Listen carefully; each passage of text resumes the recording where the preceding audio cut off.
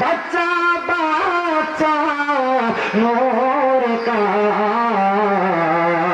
तू है आईने नूर तेरा सब ज़रा नूर का अल्लाहुम्मा सल्ली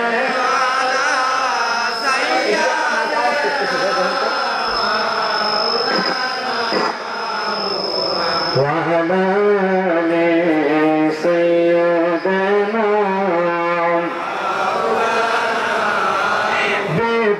देखो মনে মনে প্রাণী করছ নবীর সামনে নবীর সামনে থাকার দরকার আছে না নাই এই মুসলমান গুলো বলেন আছে না নাই নবীর সাথে প্রেম না করলে কবরে জায়গা নাই নবীর সাথে প্রেম না করলে হাসরে জায়গা নাই নবীর সাথে প্রেম না করলে মিজানে জায়গা নাই নবীর সাথে প্রেম না করলে ফুলসরাতে বাঁচার উপায় নাই এই জন্য আসে সুরে সুরে বলে দেখো মনে মনে প্রেমী করছ নবীর সনে নইলে থেকে বারো জাহা সর মোহাম্মদ ইয়া রাসূলুল্লাহ আল্লাহুম্মা সাল্লি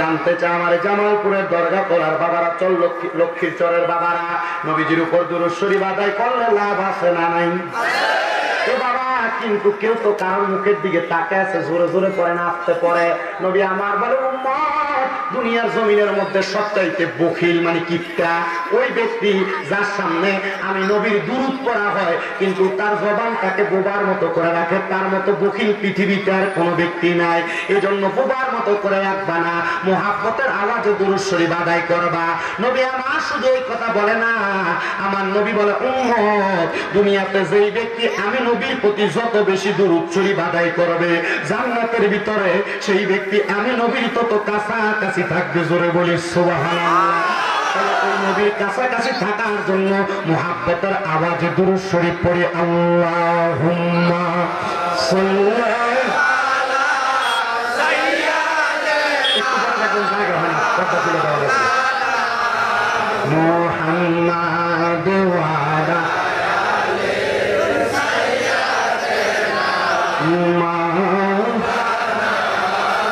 নবী গো শিখাইয়া প্রেম খেলা কইল কাইলা কামলিওয়ালা একবার দেখা দিয়া মিঠাও জালা পাক নামে মুহাম্মদ আল্লাহুম্মা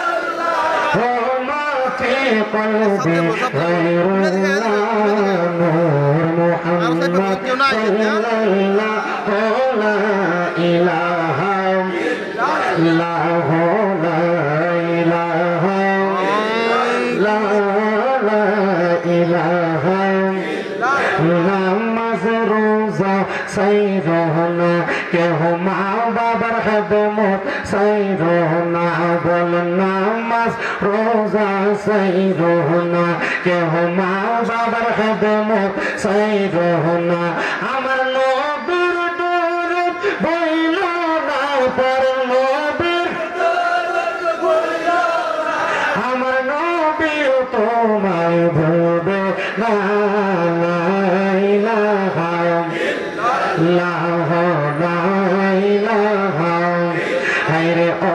অনেক রে মদিনা আমরা কেমনে যাব জানি না। আপনারা বলেন লক্ষ্মীর চরের মানুষ মদিনা যাইতে চাই কি চাই না? মদিনা কেন যাইবা?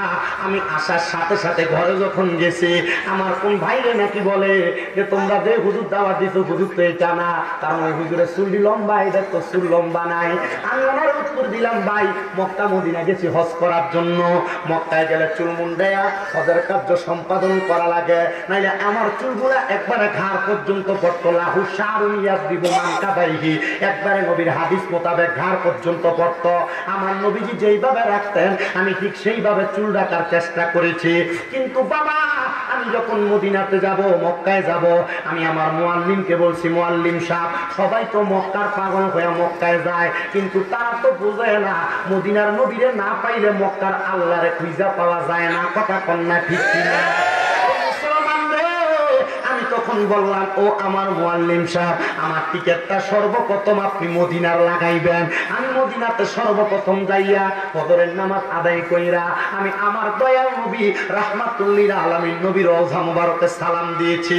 একটানা 7 দিন পর্যন্ত আমার নবীর রওজা মুবারকে আমি সালাম দেওয়ার পরে আমি 8ম দিন যখন মদিনার নবীর রওজা থেকে চলে আসব, আমি আমার নবীর রওজার সামনে দাঁড়ায় দাঁড়ায় বলছি ইয়া রাসূলুল্লাহ নবী গো, যেদিন হাদিস শরীফ পড়ছি মান যারা কবরি ওয়াজাবাত লাহু শাফাআতি ইয়াউমাল কিয়ামা, যেই ব্যক্তি আপনি নবীর রওজা মুবারক জিয়ারত করবে তার জন্য আপনি নবীর সুপারিশ করা ওয়াজিব হয়ে যায়। ও ভাইয়ার নবী গো, যেই দিনে হাদিস পড়ছি এই দিনে নিয়ত করছি আমি আমার মরণের আগে আপনি নবীর রওজা মদিনার সামনে আসব। ও নবী এত তাড়াতাড়ি যে আমার আল্লাহ তাআলা আমার দোয়া কবুল করবে আমি বান্দা তো বুঝতে পারি নাই। মায়ার নবী গো, গত 7 দিন একটানা আপনার রওজার সামনে দাঁড়ায় দাঁড়ায় আপনার সালাম দিছি। ও নবী এখন তো মদিনা থেকে মক্কায় চলে যাব, আর কোনদিন আপনি নবীর রওজায় আসতে পারবো কিনা আমি জানি না। নবী গো, কত মানুষকে দেখছি মদিনা শরীফের রওজা মুবারকের সবুজ গম্বুজের দিকে তাকায় তাকায় চোখের পানি ছাইরা দিয়া দিয়া কান্দে। কত মানুষকে দেখেছি মদিনা শরীফে প্রবেশ করতে বাবু সালাম দরজা দিয়া যখন ঢুকে নবীর রওজার সামনে আসার সময় চোখের পানি বাড়ায় কান্দে। আমি আমার একজন ভাইকে জিগাইলাম কান্দো কেন? ডাক দিয়া কই কেন কান্দি জানো?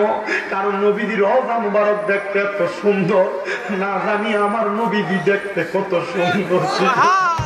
মায়ার নবী আপনার রওজা মুবারক দেখা আমার মনের মধ্যে এখন আরেকটা শখ জাগছে, আমি যেন মরণের আগে আপনি নবীর রওজা মুবারক যেহেতু দেখছি আপনি নবীর দিদার যেন আমি একবার পায়া যাই গো নবী। আপনার দিদার পাইলে কবরে চিন্তা নাই, হাসর মিজান ফুলসে রাতে কোনো জায়গায় চিন্তা নাই। হে আমার জামালপুরের বাবারা, একটা বার কি চিন্তা করে দেখছো তোমার এই লক্ষ্মীর চরের মসজিদের ভিতরে এক ওয়াক্ত নামাজ পড়লে 1 ওয়াক্তের সওয়াব পাইবা, মদিনা শরীফের মসজিদে নববীর ভিতরে 1 ওয়াক্ত নামাজ পড়লে 50,000 ওয়াক্তের সওয়াব পাইবা। একবার কি চিন্তা করে দেখেছো জামালপুরের যে কোনো মসজিদে, বাংলাদেশের যে কোনো মসজিদে 1 ওয়াক্ত নামাজ পড়লে 1 ওয়াক্তের সওয়াব পাইবা, কিন্তু আল্লাহর কাবা ঘরের কালো গিলাফটা সামনে রাইখা 1 ওয়াক্ত নামাজ পড়লে 1 লক্ষ ওয়াক্তের সওয়াব পাইবা। মনটা কি চায় না ওই মক্কা মদিনা তুমি একবার যাইতে? এ মুরব্বী বাবা, 2-3 লাখ টাকা একসাথে হইলে তুমি খেতের চরে জায়গা কিনা রাখো, বাড়ি ঘরের জায়গা কিনা রাখো, সুন্দর বাড়ি বানাও রে বাবা। তোমার বাড়ি পড়ে থাকবে, তোমার গাড়ি পড়ে থাকবে, তোমার সম্পদ পড়ে থাকবে। বাবারে তোমার পায়ে ধরে বলি ওই টাকাটা দিয়ে মক্কা মদিনার ভিসা লাগাও, একটা বার হইলো মক্কা মদিনা যাও, দেখবা মক্কা মদিনা যাইতে পারলে বড় শান্তি পাইবা, আরাম পাইবা। হুজুর কেমনে গো, কেমনে আরাম পাবো? আরে বাবা যেই টাকা পয়সা সম্পদ সন্তানের জোগাড় দিয়া পাইবা, এর অল্প কিছু টাকা দিয়া মক্কা মদিনা যাইয়া মক্কার গিলাপ দুইরা দুইরা দোয়া করবা, আল্লাহ আমার সন্তান বাংলাদেশের জামালপুরের লক্ষ্মীর চরে বৈশা, আল্লাহ সম্পদ নাই নাই গো, তুমি আমার সন্তানের সম্পদ দান করো। আল্লাহ সম্পদ দিতে দেরি করবে না। এ যুবক ভাই, এ মুরব্বী বাবা, কক্সবাজারে ট্যুর দেওয়ার জন্য তুমি 15-20 হাজার টাকা বাজেট করো। আমি তোমার পায়ের মধ্যে হাতটা দিয়া বলি, এই টাকা পয়সা তুমি এমনি এমনি ব্যয় করবা। টাকা পয়সা এমনি ব্যয় না কইরা এই টাকাটা মক্কা মদিনা যাওয়ার জন্য জমায় রাখো। মনে রাখবারো, মক্কা মদিনা যদি যাইতে পারো অন্তরে বড় শান্তি পাইবা, বড় আরাম পাইবা। ওই মক্কা মদিনা যাইয়া ইবাদত করলে অন্তরে বড় শান্তি পাইবা। এবার বলেন, যে শান্তির জায়গা মক্কা এবং মদিনা, আমরা সবাই ওই মক্কা মদিনা যাইতে চাই কি চাই না? যাইতে চাই। ডান হাত তুলে আমার আল্লাহকে দেখায়, আর জবান খুলে জোরে একটা তাকবীর হবে, নারায়ে তাকবীর। এটা দিয়ে আমার মনে হয় না ঢাকায় আর খুব যাওয়া যাবে। নারায়ে তাকবীর, নারায়ে রিসালাত, ওয়াজ দোয়ার মাহফিল, যখন মারহাবা। মদিনা যাইতে চাই কি চাই না? যারা যারা যাইতে চাই জবান খুলে জোরে জোরে পড়ে, আরে দয়া দয়া করেন, দয়া নসিব করেন মদিনা। লা ইলাহা ইল্লাল্লাহ, লা ইলাহা ইলাহা ইল্লাল্লাহ মুহাম্মাদুর রাসূলুল্লাহ সাল্লাল্লাহু আলাইহি ওয়াসাল্লাম। এই আমার এই যুব সমাজের উদ্যোগে লক্ষ্মীর চরের দরগা তলায় ঈদগাহ মাঠ সংলগ্ন জামে মসজিদের 6তম ইসলামী ওয়াজ ও দোয়ার মাহফিলে আগন্তুক আমার মুসলমানেরা, এবার আপনারা বলেন, আমাদের সবার জীবনে গুনাহ আছে না নাই? একটু গুনাহ করছি রে, এই গুনার খবর কেউ জানে না। মুরব্বী বাবার একবার চিন্তা করে দেখেন, আপনার জীবনের গুনার খবর যদি আপনার সন্তান জানতো, আপনার বাবা বলে পরিচয় দিত না। এই যুবক ভাই, একটাবার চিন্তা করে দেখো, তোমার জীবনের গুনার খবর যদি তোমার মা বাবা জানতো, তোমার সন্তান বলে পরিচয় দিত না। আরে আমি শামীম রেজার গুনাহ যদি এই জামালপুরের মানুষ দেখতো, আমার মাহফিলে বক্তা বানিয়ে দাওয়াত করতো না। এ পর্দার অন্তরালের মা, আপনাদের কাছে আবেদন জানাই গো মা, আপনাদের জীবনের গুনাহ যদি আপনার স্বামী দেখতো, আপনার স্ত্রী বলে পরিচয় দিত না। আল্লাহর দরবারে লাখ লাখ শুকরিয়া, আল্লাহ তাআলা আমাদের গুনাহগুলো গোপন করে রাখছে। কিন্তু জানো, আল্লাহর তো ঘোষণা, ইন্না বাতশা রাব্বিকা লাশাদীদ, নিশ্চয় আল্লাহর ধরা শক্ত ধরা। আমার আল্লাহ যদি শক্ত করে ধরে গো, ওই কবরে তুমি বাঁচতে পারবা না। এই জন্য যে জীবনে যত গুনাহ করছো, আমার আল্লাহ তাআলার ঘোষণা, লা তাকুনা তুমি রহমাতিল্লাহ, আমি আল্লাহর রহমত থেকে নিরাশ হইও না। ইন্নাল্লাহ, নিশ্চয় আমি আল্লাহ, ইয়াগফিরুয যুনুবা জামিআ, সকল প্রকার গুনাহগুলো ক্ষমা করে দেই। ইন্নাহু হুয়াল গফুরুর রহিম, নিশ্চয় যিনি আল্লাহ, তিনি ক্ষমাশীল এবং দয়ালু। ও বাবা, গুনাহ তো কোনো অভাব নাই, গুনাহ তো অনেক করলাম। আমাদের জীবনের গুনার কথা স্মরণ কইরা, কলবের দিকে খেয়াল কইরা, একটু কলবের মধ্যে ধাক্কা দিয়া আল্লাহ তাআলার ইসমে জাতের জিকির করবেন। এই জিকিরের মাধ্যমে আপনার জীবনের গুনাহগুলো মাফ হয়ে যাবে, আপনার জীবনের গুনাহগুলো ঝরে ঝরে পড়ে যাবে। এমন ভাবে জিকির করবা, তোমার জিকিরের সময় তুমি তোমার মুর্শিদকে স্মরণ করবা। তোমার মুর্শিদ তার কলবটাকে ওই তরিকতের ইমামের সাথে মুতাজ্জ কইরা, ওই তরিকতের ইমামের কলবটা আমার নবীর সাথে মুতাজ্জ কইরা তোমার জীবনের সব গুনাহগুলো মাফ করে দিবে। এই জন্য যাদের জবান আছে তাদের কাছে আমার দাবি আছে, যাদের জবান নেই তাদের কাছে কোনো দাবি নাই। জবান যদি থাকে, মুহাব্বতের আওয়াজে ইসমে জাতের জিকির করেন, আল্লাহ আল্লাহ আল্লাহ আল্লাহ আল্লাহ আল্লাহ। মাইকারা কই, আল্লাহ আল্লাহ আল্লাহ আল্লাহ আল্লাহ আল্লাহ আল্লাহ আল্লাহ আল্লাহ। জিকির করো, জিকির করো, জিকির করো মুমিন গণ, জিকিরেতে মওলা রাজি, আরো রাজি নবী গণ। মারহাবা, আল্লাহ আল্লাহ আল্লাহ আল্লাহ। জিকির করো, জিকির করো, জিকির করো মুমিন গণ, জিকির করো মুমিন গণ। জিকিরেতে মওলা রাজি আরো রাজি নবী গণ মারহাবা আল্লাহ আল্লাহ হস্ত দিলা সেই বিবার যে দিলা ডাকতে পারো নয় দিলা দেখিবার নয় দিলা দেখিবার তবু কেন অন্ধ মন দিকির করো মারহাবা আল্লাহ আল্লাহ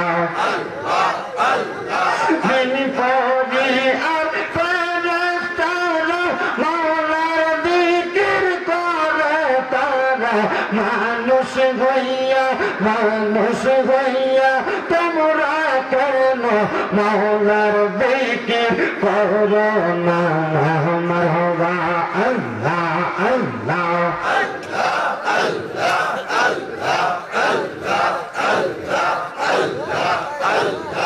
আল্লাহ আল্লাহ মুর্শিদ মুর্শিদ কই যায় আমার বোমা সোনা নয়নে মুর্শিদ মুর্শিদ কই যায় আমার বোমা সোনা নয়নে আমার রেবো এই বাগ মুর্শিদ কেন নেই মারহাবা আল্লাহ আল্লাহ আল্লাহ আল্লাহ তোমার আমি ভালোবাসি পাগলের মতো মনে চাইল এই পাগল চোটা গত হন মারহাবা আল্লাহ আল্লাহ আল্লাহ আল্লাহ আল্লাহ করে গোনা লইয়া ফাঁকে বসবি দশা গোনা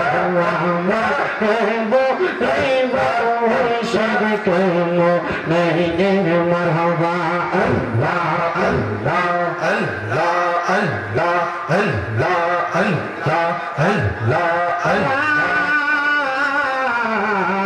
ইলাহা ইল্লাল্লাহ মুহাম্মাদুর রাসূলুল্লাহ সাল্লাল্লাহু আলাইহি ওয়াসাল্লাম। একটা জবান বন্ধ রাখবেন না, জবানটা ছেড়ে দিয়ে উচ্চ কণ্ঠে জোরে জোরে পড়েন আলহামদুলিল্লাহ।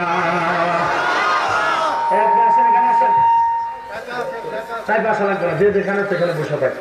যখন মানুষ জায়গা পাবে না নিজে এসে বলবে, কারণ এখন যদি চাপাচাপি করাইতে যান উঠলে চলে যাবে, কারণ এই জায়গাটা বসে গরম করছে, এখন ঠান্ডার সময় না। সবাই করি আলহামদুলিল্লাহ। মুহজ্জেসদের মুহতারাম, আজকে এই লক্ষ্মীচর দরগাতলা ঈদগাহ মাঠে জামে মসজিদের ৬ষ্ঠতম ইসলামী সম্মেলন জেনার ইন্তজাম করেছে এলাকার যুব সমাজ। আজকের মাহফিলে যিনি সম্মানিত সভাপতি জনাব মোহাম্মদ হারুনুর রশিদ সাহেব, মাহফিলের সহসভাপতি জনাব মোহাম্মদ বিল্লাল হোসেন সাহেব, সম্মানিত উদ্বোধক জনাব মোহাম্মদ আব্দুল সাত্তার সাহেব, সম্মানিত প্রধান অতিথি যিনি আপনাদের জামালপুর জেলা জজ কোর্টের আইনজীবী জনাব অ্যাডভোকেট মোহাম্মদ আজাদ হোসেন সাহেব, সম্মানিত প্রধান মেহমান যিনি MS পাওয়ার মেলান্দ বাজারের সম্মানিত স্বত্বাধিকারী জনাব মোহাম্মদ মামুন সাহেব সহ মূল্যবান তকরির করেছেন মাহফিলের দ্বিতীয় বক্তা শাহ সুফি আলহাজ হযরত হাফেজ মাওলানা মোহাম্মদ জিয়াউল করিম সাহেব, মাহফিলের বিশেষ অতিথি বৃন্দ সম্মানিত পরিচালক জনাব মোহাম্মদ খোশ মাহমুদ খুশু সাহেব, আমার ডাইনে বামে সামনে পেছনে মাইকের আওয়াজ শুনছেন আমার দাড়ি পাকা মুরব্বী বাবারা, যুবক নৌজওয়ান ভাইয়েরা, ছোট্ট ছোট্ট মাসুম বাচ্চারা, পর্দার অসিনী আমার মা ও বোনেরা, সবার প্রতি আমার আন্তরিক উদাত্ত আহ্বান। আমরা আজকের জান্নাতের বাগানে আসতে পেরেছি, বসতে পেরেছি, সেই শুকরিয়া আদায় করে এক বাক্যে জবান খুলে উচ্চ কণ্ঠে করি আলহামদুলিল্লাহ। আপনারা বলেন এই মাহফিলে আসতে পেরে বসতে পেরে আপনারা খুশি না বেজার? দেখে একটু ডান হাত তুলে দেখান তো কারা কারা বেজার। আসলে কি বেজার? আপনারা খুশি ঠিক না? আমি আপনাদেরকে পরীক্ষা করলাম, আমি আপনাদেরকে পরীক্ষা করছি। আপনাদের কষ্ট হচ্ছে? থাকবেন তো ইনশাল্লাহ কতক্ষণ?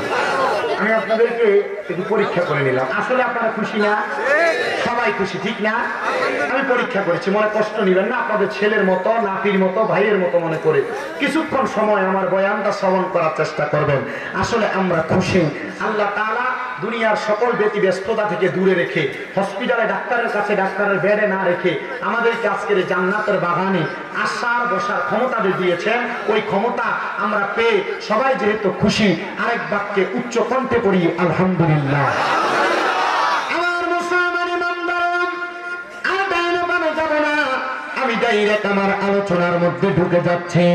আমি আপনাদের কাছে আল্লাহ তাআলার কোরআনুল কারীমের আয়াতে কারিমা তেলাওয়াত করেছি, 3টা আয়াতের 2টা খণ্ড বিশেষ। আমি চেষ্টা করব আপনাদের কাছে আল্লাহ তাআলার কোরআনুল কারীমের আয়াত মোতাবেক কথা বলার জন্য।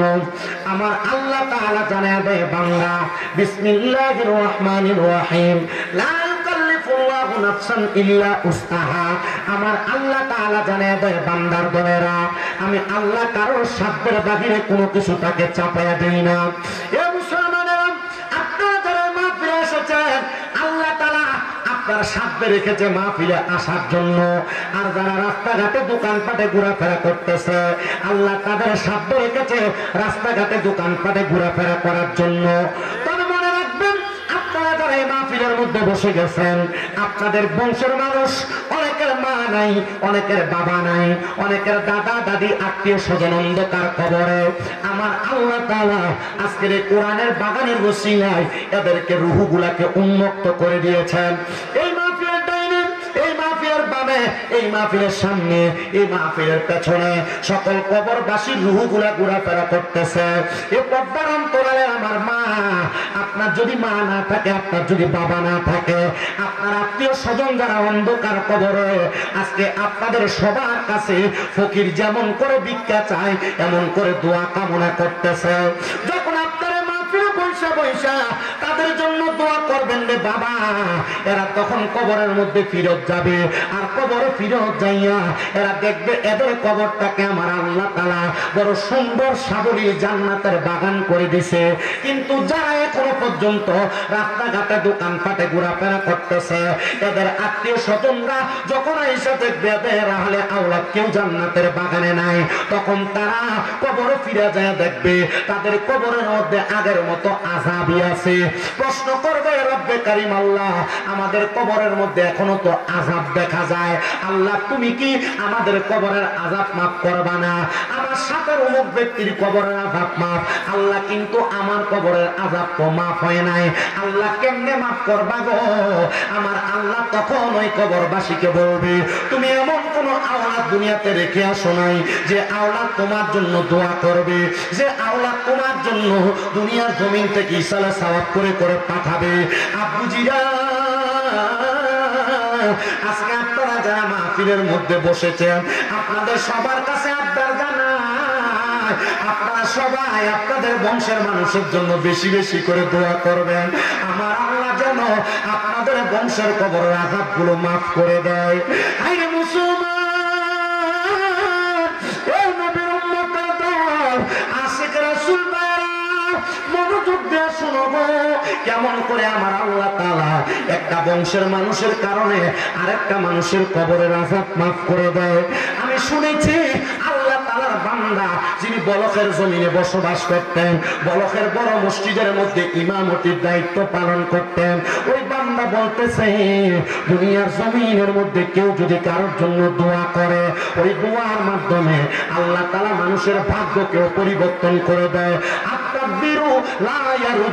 মানুষের ভাগ্য কোনদিন পরিবর্তন হয় না, ইল্লা বিদুয়া, দোয়ার মাধ্যমে ভাগ্য পরিবর্তন হয়ে যায়। কবরবাসীর কবরের আযাব আপনি মাফ করতে পারবেন না, তবে আপনি যদি দোয়া করেন আল্লাহ তাআলা মাফ করে দেবে। বড় হুজুর কেন গো? ইমাম তিরমিজি রাহমাতুল্লাহ আলাইহি একটা বাক্য দিয়েছেন, একটা জানায়া দিয়েছেন মানুষের কাছে বাণী। বলে কেমন বাণী? বলে একটা মানুষ যদি সমুদ্রের মধ্যে পইড়া ডুবতে লাগে, এমন টাইমে যদি একটা নৌকা যাইয়া ওই মানুষটাকে নৌকাতে উঠায় বাঁচিয়ে দেয়, ওই মৃত ব্যক্তি থেকে মৃত থেকে ফিরে আসার সময় সে যত খুশি হবে। একটা কবরবাসীর জন্য তার সন্তান দোয়া করলে, একটা কবরবাসীর জন্য তার নাতিরা দোয়া করলে, ওই কবরবাসীরা তার চাইতে আরো বেশি খুশি হয়ে যাবে। মুসলমান, এই বলা কি তোমার সমস্যা কি? কানে ধরে রাখ করে রাখবে। তুমি মোবাইল পকেটে দিও তো। মোবাইল পকেট ঢোকা। মোবাইল পকেটে দিও। মোবাইল তো তোমার থেকে বড় বাবা। তুমি মোবাইল পকেটে দিও। এই মোবাইল রাখ। তোমাদের শরম করলো না এখানে যে কাজটা করলা তোমরা তিনজন মিলে। তো মোবাইল পাড়া তো বুঝে নাই বুঝছি, অসুবিধা নাই, আমি বুঝে নাই, কিন্তু সবাই যদি ধ্বংসা করে তো এটা বাক হয়ে যাবে।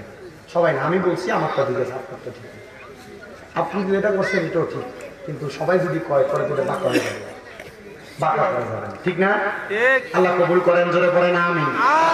তো যেই কথা বলতেছিলাম, এ মুসলমানেরা, আপনি কবর আযাব মাফ করাইতে পারবেন না, তবে আপনি দোয়া করলে আল্লাহ কবর আযাব মাফ করাবে। কথা বলেন না ঠিক কিনা?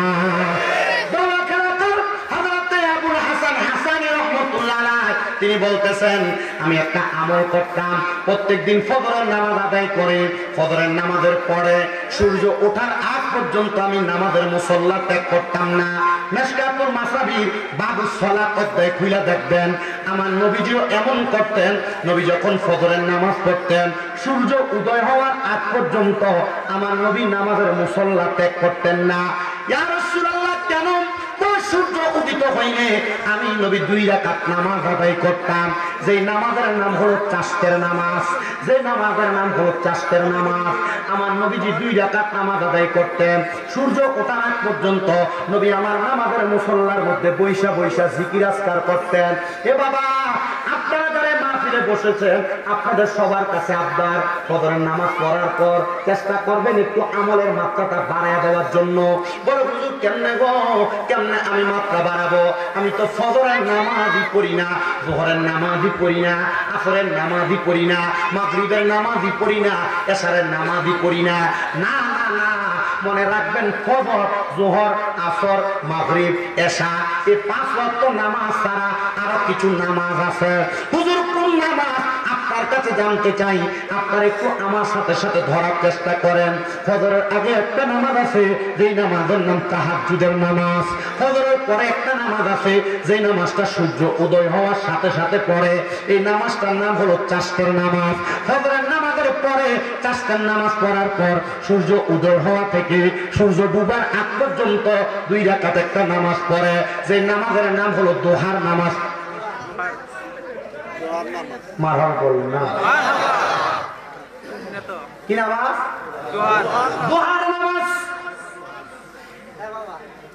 এ মুসলমান, আরেকটা নামাজ পড়ে মাগরিবের নামাজের পরে, এই নামাজের নাম আওয়াবিনের সালাত। আরেকটা নামাজ পড়লে মানুষ বিপদ আপদে পড়লে সেটার নাম সালাতুল হাজতের নামাজ। আরেকটা নামাজ পড়ে যেই নামাজটার নাম সালাতুল ইস্তেসকার নামাজ। আরেকটা নামাজ পড়ে যেই নামাজটা জীবনে একবার হলেও পড়া উত্তম, সেটা হলো সালাতুত তাসবিহ নামাজ। আরেকটা নামাজ পড়ে যেই নামাজটা 100 রাকাত, ওই নামাজের নাম সালাতুল খায়রের নামাজ। জোরে নাই? এই ফরজ ইবাদতের পাশাপাশি আল্লাহর কোন বান্দা যদি নফল ইবাদত করে, ওই বান্দা আর আল্লাহর বান্দা থাকে না, ওই বান্দাটা আল্লাহর বান্দা থেকে বন্ধুতে রূপান্তরিত হয়ে যায়। মুর্শিদ হইয়া আসিলেন দিনের নবী, আরে মুর্শিদকে না পাইলে কি আর রাসূল পাবিনি? বলে মুর্শিদকে না পাইলে কি আর রাসূল পাবিনি? বলুন করি লাগবে, মুর্শিদ না পেলে রাসূল পাবে না।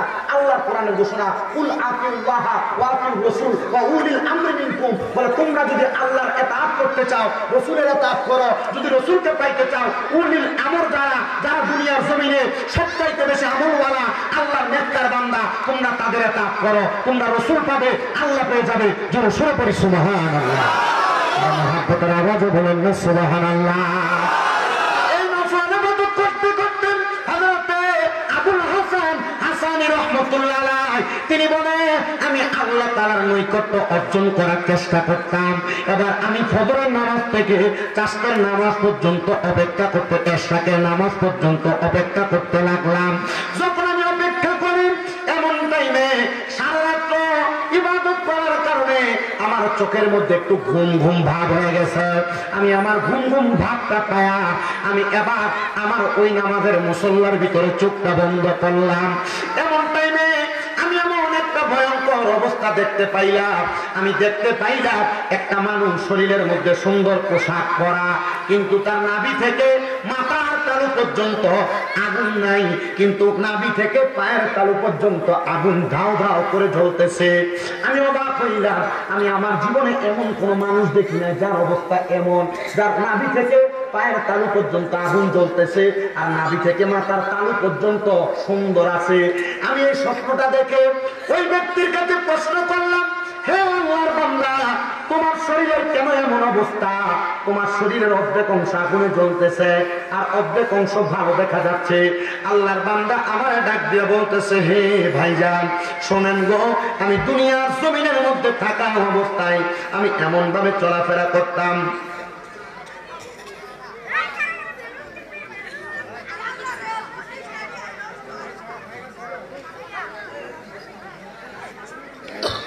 আমি একটা ওয়াজ করতেছি না, এরপরে আমি আস্তে আস্তে আস্তে আস্তে আমাকে বলা লাগে না, আমি আমার ধারাবাহিকতায় ওয়াজ করি।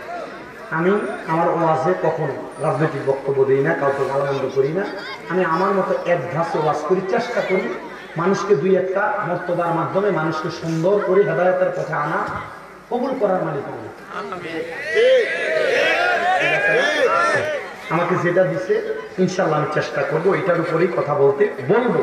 আমি আমার ওয়াজকে নিয়ে আমি একটা বিষয়ে কথা বলি না, আমি অনেকগুলা বিষয়ে কিছু কিছু কিছু করে কথা বলি, যেন মানুষ হেদায়েতের পথ পায়, আলোর পথ পায়। আমি এটুকু চেষ্টা করবো। আপনাদের কি প্রশ্ন হবে? আপনারা বসবেন তো ইনশাআল্লাহ? একটু ঘড়ির টাইমটা ধরে দেখেন তো, আমি মাইক ধরছি যে সময় 42 মিনিট হয়ে গেছে।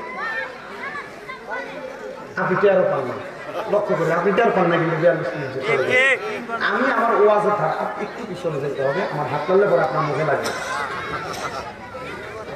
আপনারা থাকবেন কিছুক্ষণ? থাকবেন একটু হাত, সবাই থাকবেন? মহিলারা চিন্তা করতেছে তাড়াতাড়ি ছুটি দিয়ে দেন, আমরা চলে যাই।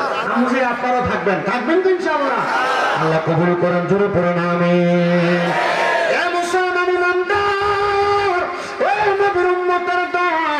আল্লাহর বান্দা বলে, আমি জিজ্ঞাসা করলাম, এ ভাই আপনার কেন এমন অবস্থা? আপনার নাভি থেকে পায়ের তালু পর্যন্ত আগুন জ্বলতেছে আর আপনার নাভি থেকে মাথার তালু পর্যন্ত সুন্দর দেখা যাচ্ছে।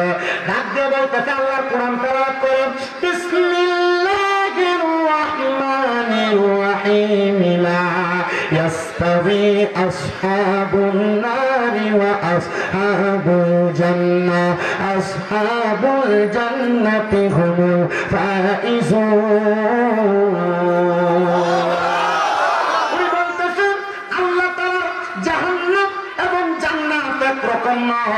আসহাবুল জান্নাতি হুমুল ফাইজুন, যারা জান্নাতি তারা হলো সফলকাম। কিন্তু আপনার শরীরের এই কি অবস্থা? অর্ধেক আগুনে জ্বলতে তার অর্ধেক ভালো দেখা যায়। আপনি কি জান্নাতি না জাহান্নামী? আমি তো কোনোটাই বুঝতেছি না।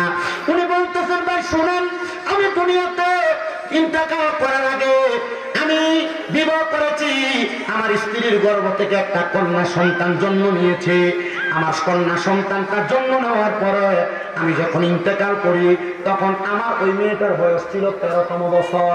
আমি যখন ইন্তেকাল করি আমার স্ত্রীর গর্ভে আরেকটা সন্তান ছিল, ওই সন্তানটা আমার স্ত্রীর গর্ভে ছিল 5 মাস বয়সের। হুজুর, আমার যে মেয়েটা আমি ইন্তেকাল করার আগে 12 বছর পর্যন্ত বয়স, আমি ওই মেয়েটাকে নামাজওয়ালা বানাইছি, ওই মেয়েটাকে কোরআনওয়ালা বানাইছি, ওই মেয়েটাকে হাদিসওয়ালা বানাইছি, ওই মেয়েটাকে দুনিয়ার জমিনের সঠিক শিষ্টাচার আমি শিক্ষা দিয়ে কবরে আসছি। কিন্তু আমি দুনিয়ার জমিন থেকে কবরে আসার পর আমার কন্যা সন্তান যেটা স্ত্রীর গর্ভে 5 মাসের ছিল জন্মগ্রহণ করেছে। জন্মগ্রহণ করার পরে আমার স্ত্রী তাকে সুন্দরভাবে মানুষ করতে পারে নাই। আমার ওই মাইয়াটা বেপরদাভাবে ঘুরে বেড়ায়, আমার ওই মাইয়াটা অবাকভাবে চলে বেড়ায়, ওই মাইয়াটা বিশৃঙ্খলা সৃষ্টি করে চলে বেড়ায়। হুজুর, আল্লাহ তাআলা আমার একটা মেয়ের কারণে আমার অর্ধেক শরীরের গুনাহ মাফ করে দিয়ে অর্ধেক শরীরকে নাজাত দিয়েছে, আর একটা মেয়ের বেপরদা বেহায়াপনাতে চলার কারণে আল্লাহ আমার শরীরের অর্ধেক অংশকে আযাবের আগুনে জ্বালাইতেছে। এ সন্তানেরা, এ বাবারা, এ পর্দার অন্তরালের মা বোনেরা, আপনারা মনে করবেন না আপনার বাবা কবরে, আপনার মা কবরে, তারা মনে হয় মারা গেছে, তারা দুনিয়া জমিন থেকে সারা গেছে না। আপনার অপকর্মের ফল কবরের মধ্যে আপনার মা বাবা ভোগ করা লাগবে। কারণ তাদেরকে প্রশ্ন করবে, তুমি তোমার সন্তানকে এই কাজগুলা শিখাও নাই বিধায় তোমার সন্তান অপকর্ম করে, তোমার সন্তানকে এই ভালো কাজগুলা শিখাও নাই বিধায় তোমার সন্তান বেপরদা চলে, চুরি করে, পরের হক মেরে মেরে খায়। পর্দার অন্তরালের মা বোনেরা, তোমাকেও প্রশ্ন করবে, তুমি তোমার সন্তানকে, তোমার মেয়েকে পর্দা শিখাও নাই বিদায় তোমার মেয়েটা বেপরদা চলে, অবৈধ মেলামেশা করে, মানুষের সঙ্গে খারাপ আচরণ করে। এটার কারণে আল্লাহ তাআলা তোমাদেরকে কবরে আযাব দিবে। উনি বলেন, আমার একটা মেয়ের কারণে আমার কবরের মধ্যে একটা অর্ধেক শরীরের মধ্যে আযাব আর অর্ধেক শরীর ভালো আছে। বলে, আপনার বাড়িটা কোন জায়গায়, একটু খবর আমাকে বলবেন। বড় মসজিদের পার্শ্ববর্তী বাড়ি আমার। হুজুর বলেন, আমি আমার মসজিদ থেকে সব সময় বের হয়ে মানুষের বাড়ি বাড়ি খবর নিতাম, কিন্তু এই বাড়িটা আমার মসজিদের পাশে, এই বাড়ির দরজা সব সময় বন্ধ থাকতো বিদায় আমি মনে করতাম এই ঘরের মধ্যে কোনো মানুষ নাই। আমি এই কথা চিন্তা করে ঘরের সামনে যেতাম না। আমি দৌড়ে গেলাম, এ ঘরের বাসিন্দারা আসো নাকি কেউ বলে। আমি একবার সালাম দিলাম, আসসালামু আলাইকুম ওয়া রাহমাতুল্লাহ। আমি 2 বার সালাম দিলাম, আসসালামু আলাইকুম ওয়া রাহমাতুল্লাহ। আমি 3 বার সালাম দিলাম, আসসালামু আলাইকুম ওয়া রাহমাতুল্লাহ। কিন্তু আমার সালামের জবাব না দিয়া একটা মেয়ে ঘরের দরজাটা খুইলা আমার শরীরের মধ্যে ঝুটা পানি অথবা ময়লা পানি ছিটকে আমার সেভাবে মেলায়া দিছে। এটা পাইলাম, আমি রাগান্বিত হইয়া আমি যখন ফিরে ফিরে চলে যাই, এমন টাইমে আরেকটা মেয়ের কণ্ঠে আমি সালামের জবাব শুনতে পাইলাম, ওয়া আলাইকুমুস সালাম ওয়া রাহমাতুল্লাহি ওয়া বারাকাতুহু। আমি যখন সালামের জবাব পাইলাম আমি তাকাইলাম না, কারণ চিন্তা করলাম কে সালামের জবাব দিল। 3 বার সালাম দিলাম, জবাব দিল তো দিল না, কিন্তু আমার শরীরের মধ্যে ময়লা পানি ছুঁড়ে ফেলে দিয়েছে। আমি আবার সালামের জবাব পাইলাম, দ্বিতীয়বার বলল ওয়া আলাইকুমুস সালাম। আমি সালামের জবাব পাইয়া অবসর হয়ে গেলাম। আরেকবার আমার সালামের জবাব দিয়েছে 3 বার। আমি 3 বার সালামের জবাব যখন পাইলাম আমি আবারও ফিরে তাকাইলাম না বড়রা, কারণ আমি আগে সালাম দিয়েছি, জবাব দেয় নাই, এখন জবাব দিতেছে পরবর্তী সময়ে। 4বার আমার সালামের জবাব দেয় না, আমার ফিরা উল্টে এবার সালাম দেয়, আসসালামু আলাইকুম ওয়া রাহমাতুল্লাহি ওয়া বারাকাতুহু। আমি বুঝতে পারলাম মনে হয় এটা সেই মেয়ে না, এটা অন্য মেয়ে। আমাকে সালাম 3 বার জবাব দিয়া এখন সে তার দায়িত্ব পালন করে আমাকে সালাম দেয়। আমি আবার পিছনের দিকে ফিরে সামনে যখন গেলাম তাদের কাছে আমি প্রশ্ন করলাম, 3 বার সালাম দিলাম, জবাব দিলেন না, কিন্তু এখন যে আপনি জবাব দিতেছেন। বলে, হুজুর আপনি যখন আমাকে সালাম দিয়েছেন আমি নফল নামাজের 2য় রাকাতের তাশাহুদ করতেছিলাম, 2য় রাকাতের 2য় সালাম যখন দিয়েছেন আমি দুরূদ ইব্রাহিম করতেছিলাম, যখন আপনি 3য় সালাম দিয়েছেন তখন আমি দোয়া মাসুরা করতেছিলাম। হুজুর আমি আপনার সালামের জবাব দিতে পারি নাই। হুজুর গো, ও হুজুর আপনার কাছে আমার আবদার গো হুজুর, রাগ করবেন না, গোসা করবেন না। কেন আপনি এখানে এসেছেন? বলে, তোমার আব্বার খবর নিয়ে। কি খবর? আমার আব্বা তো দুনিয়াতে নেই, আমার আব্বা ইন্তেকাল করেছে, অনেক বয়স হয়ে গেছে। হুজুর আপনি বলেন না আমার আব্বার এমন কোন খবর আপনি জানেন যে খবর আপনি আমাদের কাছে নিয়ে আসছেন? হুজুর ডাক দিয়ে বলতেছেন, অন্য কোন খবর না রে মা, আমি কবরের আযাবের খবর তোমাদের কাছে দিতে আসছি।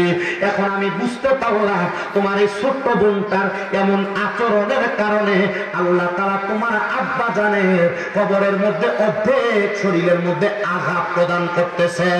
ওই মেয়ে বলেন, আমি আমার বাবাকে দুনিয়াতে আসার পরে দেখি নাই, কারণ আমি যখন আমার মায়ের গর্ভে 5 মাসের ছিলাম আমার আব্বা ইন্তেকাল করেছে। তো আমার কারণে কেমনে আমার আব্বা জান জ্বলতেছে। মাইয়া বলে হুজুর আপনি যে তোমার আব্বা জানের কবরের খবর আপনি বলে দিয়েছেন, তাহলে আমার আব্বা আমার কোন অন্যায়ের কারণে আমার আব্বা কবরের আযাবের শিকার এটাও বলতে পারবেন? বলেন আপনি কোন কারণ? উনি ডাক দিয়ে বলে মাইয়া তুমি ব্যাপারটা ভাবে চলাফেরা করো, উগ্রতা সম্পূর্ণ চলাফেরা করো। এ পর্দার অন্তরালের মা স্বামীর আদেশ যারা মানো না, এ পর্দার অন্তরালের মা ব্যাপারটা ভাবে যারা রাস্তায় রাস্তায় ঘুরে বেড়াও, এ পর্দার অন্তরালের মা মুখের বাসা যারা খারাপ করে গাড়ি গালাস করো, এ পর্দার অন্তরালের মা তোমরা যারা পর পুরুষের সঙ্গে কথাবার্তা বলো, এ পর্দার অন্তরালের মা তুমি যারা গালাগালি করলে এই বাড়ির কথার আওয়াজ ওই বাড়িতে যায় শোনা যায়। আমি তোমাদের পায়ে ধরে বলি আল্লাহ তাআলার ঘোষণা ওয়াকারনা ফি বুয়ুতিকুমনা ওয়ালা তাবাররুজনা তাবাররুজাল জাহিলিয়াতিল উলা। আল্লাহ তাআলা ঘোষণা করে তোমরা তোমাদের নারীদেরকে জাহিলিয়া যুগের মহিলাদের মতো বের হতে দিও না। যদি দেও এরা তো ইফতিজিংয়ের শিকার হচ্ছে। যদি জাহিলিয়া যুগের মহিলাদের মতো বেপরদা ভাবে বের হয় এরা লাঞ্ছনার শিকার হচ্ছে, বঞ্চনার শিকার হচ্ছে রে বাবারা। এ মা ওই মাইয়া যখন এই কথা শুনেছে মাইয়া ডাক দিয়া কয় হুজুর আপনি আমার জন্য দোয়া করেন আল্লাহ যেন আমার সিনার মধ্যে হেদায়েতের নূর দান করে। আপনারা বলেন হেদায়েত দেওয়ার মালিক একজন থেকে, ওই আল্লাহর কাছ থেকে আমরা সবাই হেদায়েত কামনা করি কি করি না? কষ্ট হচ্ছে আপনাদের? একটু বাহিরে কথা বলতেছে,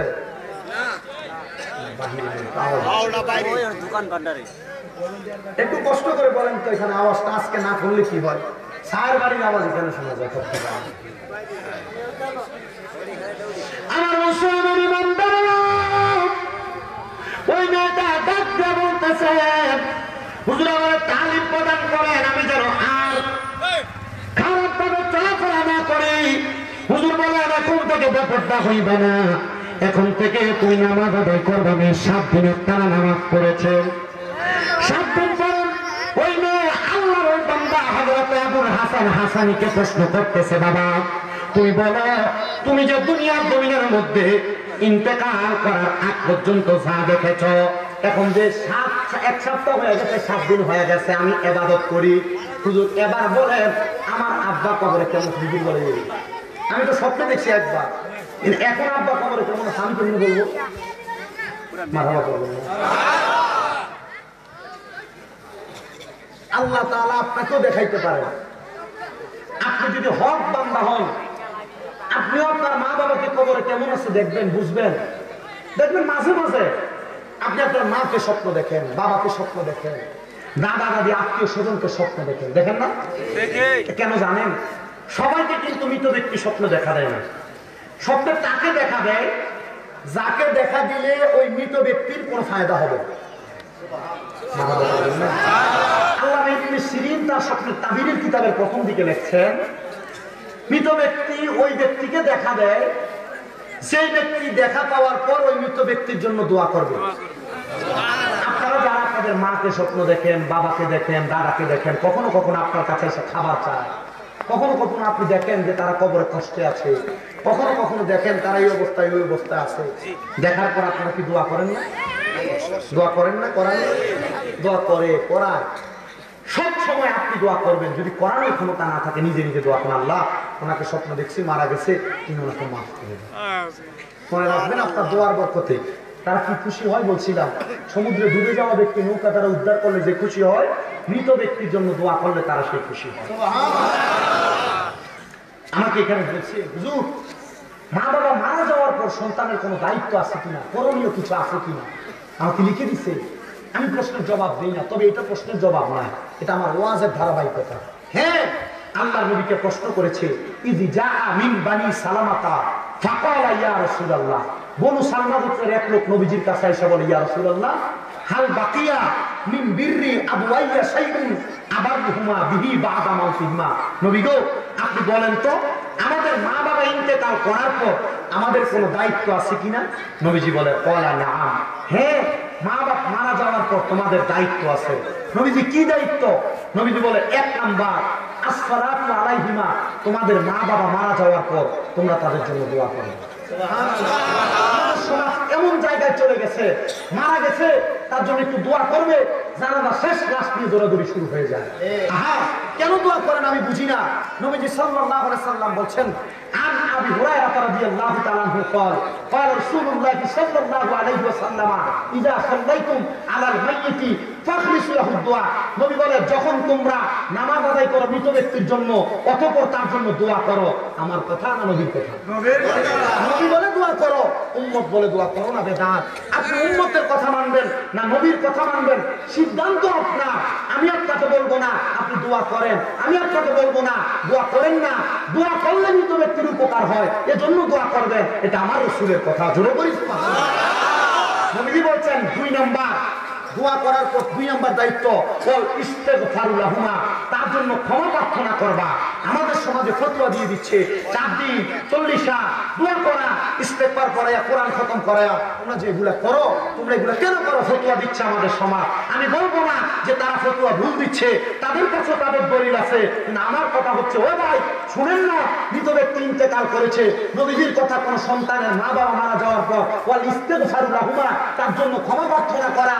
যখন 4 দিনে মানুষকে খাবার খাওয়ায়, 4 দিন 40 মানুষকে খাবার খাওয়ায়, মানুষকে এটা সেটা দেয়, দোয়া করে, আলেম ওলামা দোয়া করে, এটার মাধ্যমে আল্লাহ তাআলা দোয়া করেন না আপনারা, আল্লাহ তাকে মাফ করে দাও, আল্লাহ আমার মাকে মাফ করে দাও, বাবাকে মাফ করে দাও।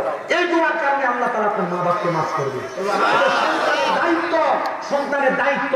3 নাম্বার নবীজি বলছেন ওয়া ইনফাজু আহাদিহিমা, যখন তোমাদের আম্মা আব্বা ইন্তেকাল করে তোমরা তাদের ওয়াদা পূরণ করো। নবীজি ওয়াদা কি? আপনার মা বাবা ঋণ রেখে গেছে। আমাদের সমাজ মা বাবা ঋণ রেখে গেলে জমি জমা ভাগ করে নিয়ে যায়, ঋণ দেওয়ার খবর থাকে না। জায়গা জমি ভাগ করার আগে আম্মা আব্বা ঋণ দেওয়া, ওয়াদা পূরণ করা, কারোর সাথে কোনো ওয়াদা করেছে এটা পূরণ করে, এটা সন্তানের দায়িত্ব। 4 নাম্বার ওয়াসিলাতুর রাহমিল্লাতি লা তুসালু ইল্লা বিহিমা, তোমার মা বাবা মারা যাওয়ার পর তার আত্মীয় স্বজনের সাথে সম্পর্ক বজায় রাখো। মা মরে গেছে, নানির বাড়ির খালা মামাদের সাথে আত্মীয় সম্পর্ক নাই, এদের সাথে দূরত্ব, এটা করা যাবে না। মা বাবা বাবা মারা গেছে, চাচার সাথে কুকুর সাথে সম্পর্ক নাই, এটা করবেন না। কারণ নবীজির কথা ওয়াসিলাতুর রাহমিল্লাতি লা তুসালু ইল্লা বিহিমা, এদের সাথে সম্পর্ক বজায় রাখলে আল্লাহ তোমার মা বাপকে কবরে প্রতিদান দিবে। 5 নাম্বার ওয়াই ক্রামু সাদিকিহিমা, তোমরা তোমাদের মা বাবার বয়সী মুরব্বীদেরকে সম্মান করো। আমাদের সমাজের ছেলেরা বাবার বয়সী মুরব্বী দোকানে বসে থাকে, এর সামনে সিগারেট ধরে ধুমা তার দিকে মারে। বাবার বয়সী মুরব্বীরা ডাক দেয় এই কাজ করো না, কিন্তু এই ছেলে এই কাজ করে, আর মুরব্বীকে বলে আপনি বুঝেন না, বসে থাকেন, এমন কথা বলে। বাবার বয়সী মায়ের বয়সী মুরব্বী মহিলারা রাস্তা দিয়ে হাঁটে যায়, খারাপ ব্যবহার করে, বাজে ব্যবহার করে। না বাবা, আপনি যদি আপনার বাবার বয়সী মায়ের বয়সী এদেরকে সম্মান করেন, আল্লাহ তাআলা আপনার বাবার কবরের ভিতরে, মায়ের কবরে জান্নাতি নিয়ামতের ব্যবস্থা করে দিবে। তাহলে মা বাবা মারা যাওয়ার পর একটা সন্তানের দায়িত্ব কয়টা? 5টা। 1 নাম্বার দোয়া করা, 2 নাম্বার ক্ষমা প্রার্থনা করা, 3 নাম্বার ওয়াদা পূরণ করা, 4 নাম্বার তার আত্মীয় স্বজনের সাথে সম্পর্ক রাখা, 5 নাম্বার মা বাবার বয়সীদের সাথে সুন্দর কথাবার্তা করা, এদেরকে সম্মান করা। আল্লাহ তাআলা কবুল করেন, করেন আমিন। ওই মেয়ে ডাক দিয়ে বলেন, হুজুর আমার তো বাবা নাই, আপনি আমার বাবার মতো। হুজুর 7 দিন হয়ে গেছে আমার বাবা, এবার আমি ইবাদত করি আমার বাবাকে যেন আল্লাহ মাফ করে দেয়। আমার আব্বা কেমন আছে আপনি একবার বলেন না। হুজুর ডাক দিয়ে বলতেছেন, মা শুনে নাও, আমি তোমাকে বলবো না, তবে আমি তোমাকে একটা সালাতের কথা বলে দিই, যে সালাত আদায় করলে আল্লাহ তাআলা বান্দার মনের যে কোনো আশা পূরণ করে দেয়। বলে কোন সালাত? বলে সালাতের নাম হলো ওয়ামিনাল লাইলি ফাতাহাজ্জাদ বিহি নাফিলাতাল লাকা আসা আইয়াবআসাকা রাব্বুকা মাকামান মাহমুদা। জবান খুলে উচ্চ কণ্ঠে জোরে জোরে পড়েন আল্লাহু আকবার। আল্লাহ তাআলা নবীকে বলেন, আপনি রাতের কিছু অংশে তাহাজ্জুদের নামাজ আদায় করেন, আপনি যদি তাহাজ্জুদের নামাজ আদায় করেন, অতি সত্বর আপনাকে মাকামে মাহমুদ দেওয়া হবে। আমার নবীজির উপরে যখন আয়াতে কারিমা নাযিল হয়, আমার নবীজি মা আয়েশা সিদ্দিকা রাদিয়াল্লাহু তাআলা আনহার গর্ভধারণে অবস্থান করেন। নবী আমার এশারের নামাজের পর থেকে ফজরের নামাজের সুবহে সাদিকের আগ পর্যন্ত মাত্র 2 রাকাত নামাজ পড়েছেন।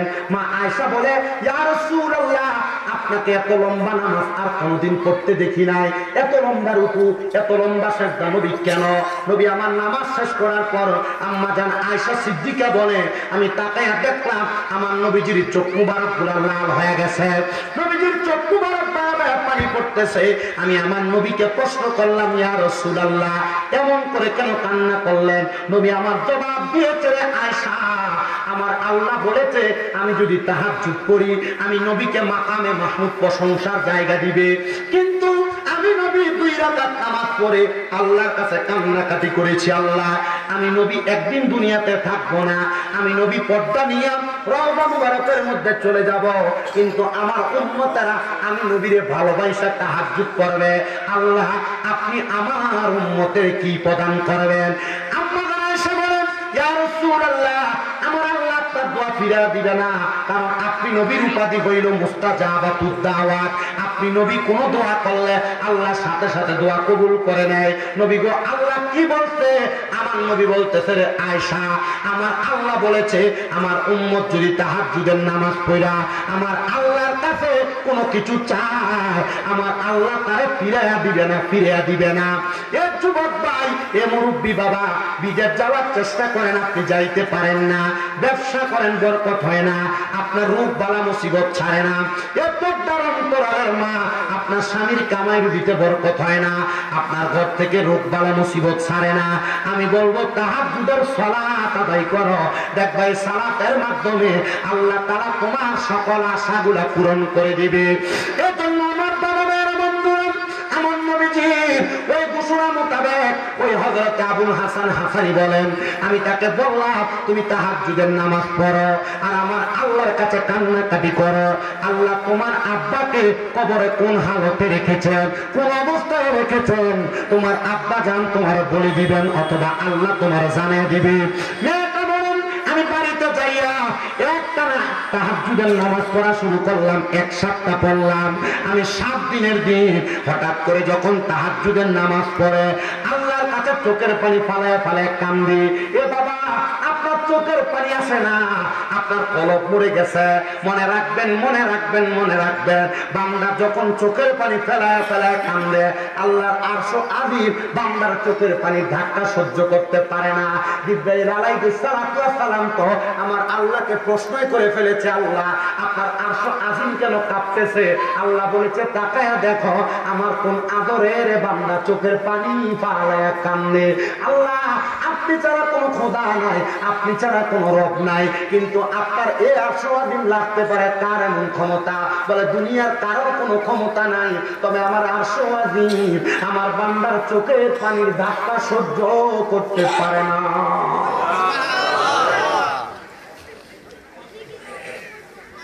ওই মা বলেন, আমি তাহাজ্জুদ পড়তে পড়তে কাঁদছি। আরে আমার কোন মা বলেন, এই লক্ষ্মীরচরের আশেপাশে এলাকার জামালপুর জেলা কত মহিলারা জানি তাদের মাকে কবর দিয়া এই মাহফিলে বসছে, কত মেয়েরা জানি তাদের বাবাকে হারাইয়া এই মাহফিলে বসছে, কত সন্তানেরা জানি তাদের মা বাপকে মাটি দিয়ে মাহফিলে বসছে। তারা জানে না তাদের বাবা কবরে কেমন আছে, তাদের মা কবরে কেমন আছে। আমি বলবো চোখের পানি ফালায়া ফালায়া নামাজ পড়া পড়া কান্দো, দেখবা তোমার মা বাপ কবরে কেমন আছে। ওই মা বাবা, আমি কান্দি, কান্না করতে করতে আমি হঠাৎ করে দেখলাম আমার ঘরটা একটা নূরের আলোতে ঝলমল ঝলমল করতেছে। আমি আমার ঘরের মধ্যে আলো দেখে আমি চোখ খুলতে পারতেছি না। অধিক পরিমাণ আলো যদি কারো চোখের সামনে থাকে চোখ খোলা যায় না আলোর স্পর্শে। ওই মা বাবা, আমি চোখের পানি ছেড়ে দিয়ে কান্না করতেছে, আমার ঘরটা আলোকিত হয়ে গেছে, আমি চোখ খুলতে পারতেছিলাম না। আমি যখন এমন অবস্থা দেখলাম হঠাৎ করে চোখটা খুইলা দেখি রে সাদা রঙের পোশাকওয়ালা একটা ব্যক্তি আমার ঘরের মধ্যে হাজির হয়ে গেছে। আমি জিজ্ঞাসা করলাম, কে আপনি? আপনার পরিচয় কি? উনি ওনার মাথার ঘুমটাকে উঠায়া উনি ডাক দিয়া বলতেছে গে মা, এ মা, আমি বললাম তোমার জন্মদাতা বাবা, যেই বাবার জন্মের পরে আর কোনোদিন তুমি দেখো নাই। মা গো, এ মা, তুমি কি আমাকে দেখে কোনো ভয় পাও? মা ডাক দিয়া কই, এ আব্বাজান, আপনার অবস্থা হুজুর হাসান বলেছেন আপনি নাকি অর্ধেক শরীর আগুনে জ্বলে আর অর্ধেক ভালো। এখন দেখা যায় আল্লাহ তাআলা আপনার পুরা শরীরটাকে সুন্দর বানায়া দিছে। ওই বাবা ডাক দিয়ে কয়, এ মা, মনে রাখবি গো মা, মনে রাখবি একটা নেক সন্তানের দুয়ার বরকতে আল্লাহ তাআলা তার মা বাপরে মাফ করে দেয়। মা গো, 2 সপ্তাহ আগে যেদিন তুমি তওবা করেছ, আর কোনদিন আমি আল্লাহ তাআলার বান্দা, আমি আল্লাহ তাআলার বান্দা হইয়া গুনার কাম করবা না, বেপরদা চলবা না, নামাজ ছাড়বা না গো মা। ওই দিন আমার আল্লাহ তাআলা তুমি মাইয়ার ইবাদতের কারণে আমি আব্বার কবরের আযাব মাফ করে দিছি। আমি জানি না আজকের মাহফিলে কোন সন্তানেরা তাদের বাবার কবরের আযাবের কথা স্মরণ করে, মায়ের কবরের আযাবের কথা স্মরণ করে বসছ। মনে রাখবা, আমার আল্লাহ তাআলার কাছে যদি তুমি তাদের কবরের আযাব মাফ চাও, আমার আল্লাহ তাআলা তোমার আব্বা জানের কবরের আযাব মাফ করে দিবে। তুমি তোমার আব্বা জানের জন্য দোয়া করো না, আম্মা জানের জন্য দোয়া করো না। সন্তান ভুলে গেছ, তোমার আব্বা তোমার বড় কষ্ট করে মানুষের মতো মানুষ করেছে। আব্বা নিজে কোনো দামি জামা কাপড় পরে নাই, আম্মা কোনো দামি জামা কাপড় পরে নাই। আব্বা জান পুরান লুঙ্গি পইরা সময় কাটাইছে, কিন্তু তুমি সন্তানকে দামি জামা কাপড় পরাইছে। এ সন্তান, তোমার কাছে আমার করজোরে আব্দার, এমন আব্বা জানের সাথে বেয়াদবি কইরো না। সন্তান, তোমার আম্মা নিজে না খায় তোমার খাওয়াইছে, এমন আম্মা জানের সঙ্গে বেয়াদবি করো না। বলে হুজুর কেন?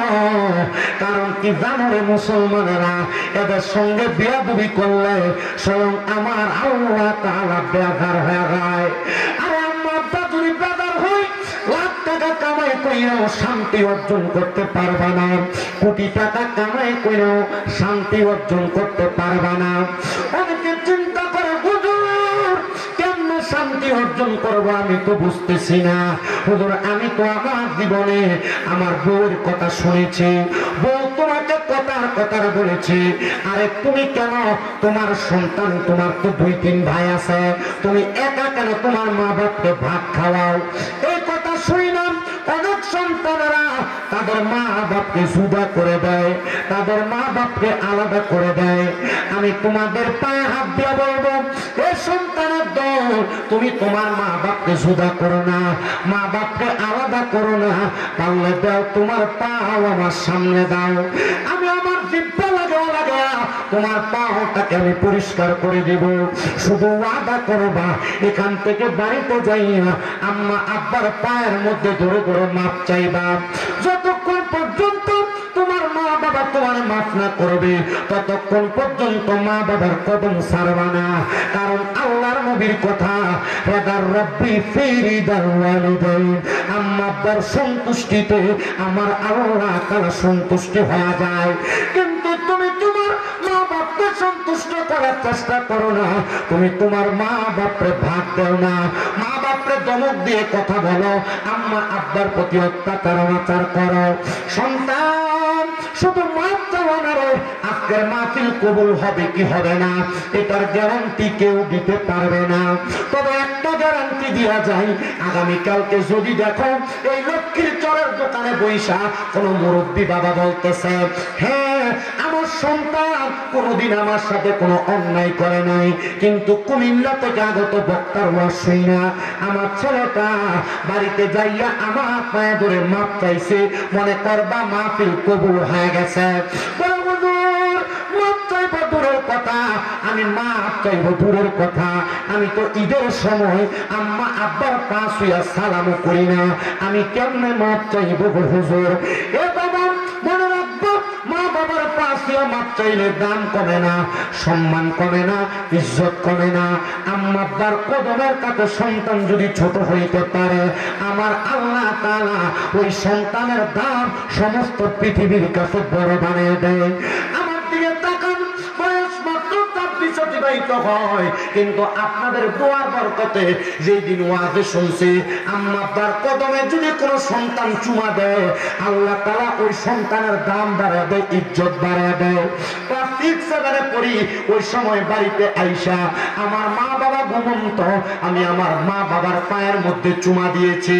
এরপর থেকে আল্লাহ তাআলা আমার সম্মান বাড়াইছেন। আপনাদের দোয়াতে আমার কুমিল্লাতে একটা না দুইটা না 6-6টা মাদ্রাসা, আমার 1170 জন পোলাপান আমার মাদ্রাসাতে পড়ালেখা করে।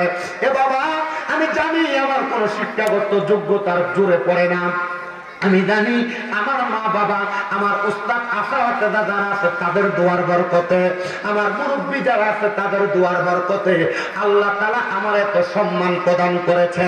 সন্তান রে, তুমি মাপ চাও কিনা জানি না, তবে আজকে যায় মাপ চাইয়া দেখবা, তোমার মন বড় হালকা লাগতেছে, বড় ভালো লাগতেছে। কিন্তু অনেকে চিন্তা করে, হুজুর যাদের বাড়িতে বাবা আছে তারা বাড়িতে যাইয়া বাবার পায়ে ধরে মাপ চাইবে, আমার তো আব্বা নাই, আমি কার পায়ে ধরে মাপ চাইব? হুজুর যাদের বাড়িতে মা আছে তারা বাড়িতে যাইয়া মার পায়ে ধরে মাপ চাইব, আমার তো মা নাই, আমি কার পায়ে ধরে মাপ চাইব?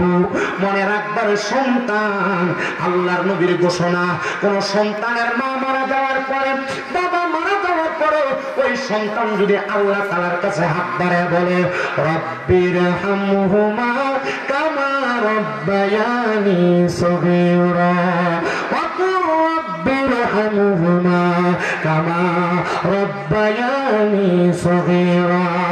ওই সন্তান যদি তার চোখের মনে কোটার মধ্যে একটা মাছির মাথা পরিমাণ পানি ছাইরা দিয়া কান্নাকাটি করে, আমার আল্লাহ তাআলা তার চোখের পানিটা মাটিতে পড়ার আগে আগে ওই সন্তানের মা বাবার জীবনের গুনাহগুলো মাফ করে দেয়।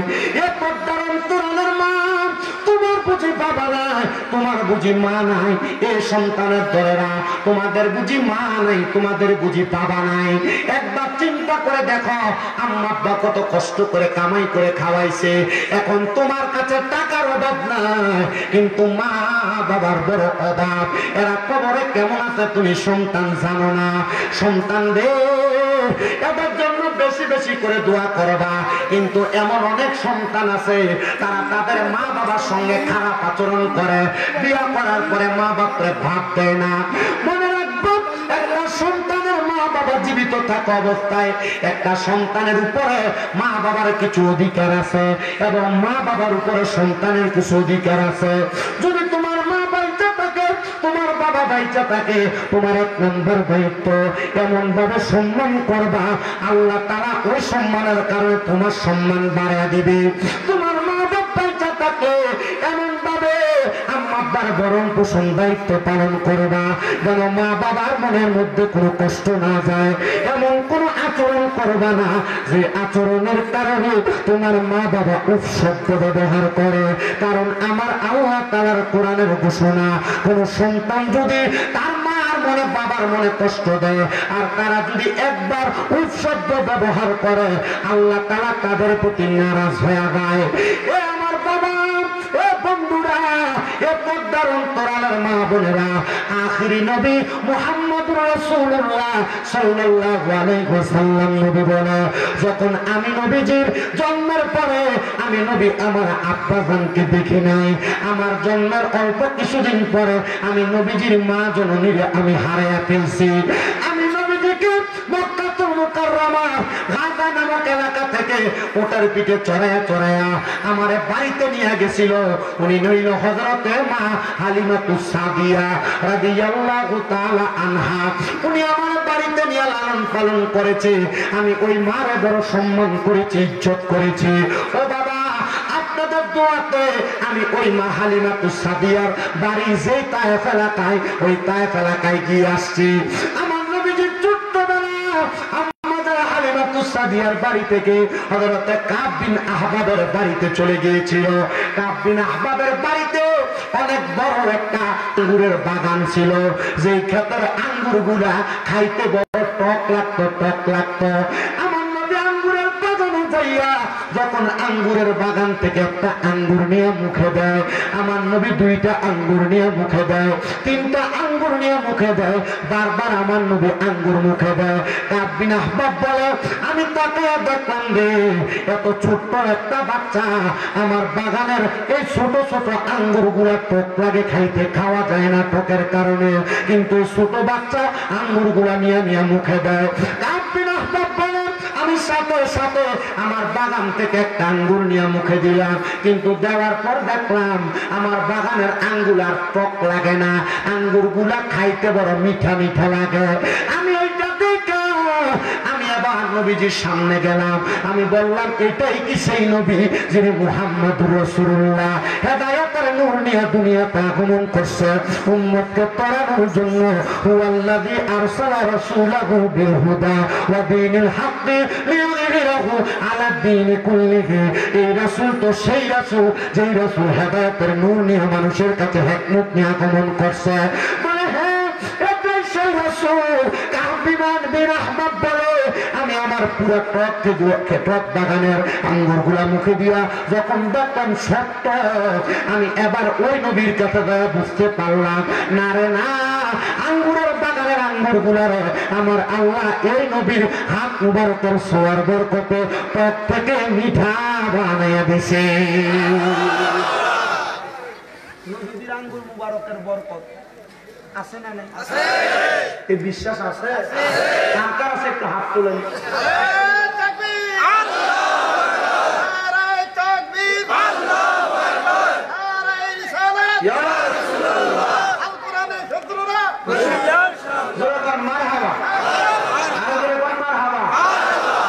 রাহমাতুল্লিল আলামিন এই বিশ্বাস অন্তরে আছে না নাই?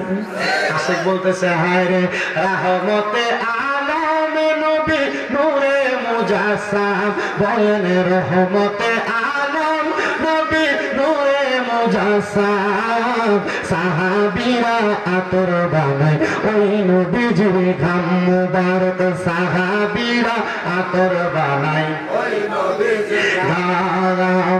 বাবা শুনো, জানো, মানো কেমন আমার নবীজি, যাহার পাগল চন্দ্র সূর্য তারকারাজি, বলেন যাহার পাগল চন্দ্র সূর্য তারকারাজি।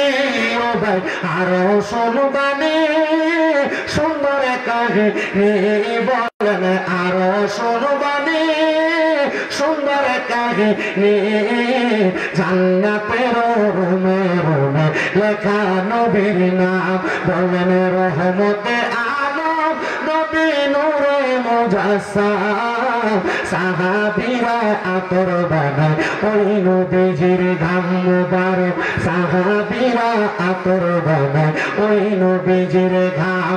বাবা উস্তুনে হান্নানা একটা খেজুর গাছের নাম, যাকে ধরে খুতবা দিতেন রাসূল কেরাম, বলো যাকে ধরে খুতবা দিতেন রাসূল কেরাম। গাছটা নবীর বিরহে কাঁদিতেন, হে গাছটা নবীর বিরহে কাঁদিতেন, হে হতবাক হইলেন যত সাহাবায়ে কেরাম, বলেন রহমতে আলম নবী নূরে মুজাসসাম, রহমতে আলম নবী নূরে মুজাসসাম, সাহাবীরা আতর বানায় ওই নবীজির ঘাম। একটা জবান বন্ধ রাখবেন না, চিৎকার মেরে বলেন আল্লাহু আকবার। বন্ধুরা রে, ওই নবীজি ডাক দিয়া বলে, ওই মা হালিমাতুস সাদিয়ারে আমি নবী বড় সম্মান করেছি, বড় ইজ্জত করেছি রে। আমি নবী যখন মক্কা থেকে মদিনাতে চলে আসছে, সাহাবায়ে কেরাম বলেন, আমরা আমার নবীজিকে সামনে নিয়ে একসাথে বসেছিলাম। আমরা যখন বসা, আমি দেখলাম আমার নবীজি হঠাৎ করে নবীজির বসা থেকে দাঁড়ায় গেলেন আর বললেন, ও সাহাবাইকারা তোমরা তোমাদের মাঝখান থেকে জায়গা করে দাও। আমরা জায়গা করে দিলাম। নবীজির ঘাড় মুবারক, কাঁধ মুবারক তাইকা আমার নবীজির চাদরটা নিয়ে আমার নবী বিছিয়ে দিলেন। আর আমরা তাকায়া দেখলাম একজন মহিলা বৃদ্ধ, উনি লাঠি বট দিয়া দিয়া আইসা ওই চাদরের উপর দাঁড়াইলেন। আর দাঁড়ানোর সাথে সাথে আমার নবী ওনাকে সম্মান করলেন। উনি যখন চলে গেল সাহাবায়ে কেরাম প্রশ্ন করে, ইয়া রাসূলুল্লাহ, আপনি নবীর চাদর মুবারকের জন্য আমরা বড় পাগল দেওয়ানা। নবী গো, তিনি কে গো নবী যাকে আপনি এত সম্মান করেছেন? আমার নবী ডাক দিয়ে বলেন, এ সাহাবায়ে কেরাম, ইনি হইল আমি নবীর দুধ মা হযরতে হালিমাতুস সাদিয়া। আমি নবীর যখন মা ছিল না, উনি আমার দুধ পান করায়া করায়া দুনিয়ার জমিনে বড় করেছেন। ও নবীজি, আপনি আপনার দুধ মারে এত সম্মান করেছেন, তাইলে আমরা আমাদের নিজের মারে কত সম্মান করব? আমার নবী বলেন, হতভাগা সেই সন্তান, কপাল পোড়া সেই সন্তান, হতভাগা সেই সন্তান যে সন্তান তার মা বাবাকে জীবিত অবস্থায় দুনিয়াতে পেল, কিন্তু সে জান্নাত ক্রয় করতে পারল না। নবী গো, মা বাবাকে পাওয়ার সাথে জান্নাত ক্রয় করার সাথে সম্পর্ক কি? নবী আমার বলতেছে, আম্মা আব্বারে খুশি কইরা যদি কোনো সন্তান কবরে যায়, আমার আল্লাহ তাআলা ওই সন্তানের জন্য জান্নাত অবধারিত করে রাখে। জোরে জোরে বলেন সুবহানাল্লাহ। এ বাবা, মারা, বন্ধুরা, পর্দার অন্তরালের মা বোনেরা, আপনাদের সবার কাছে আমি আবদার জানাই, ওই মা বাবার সম্মান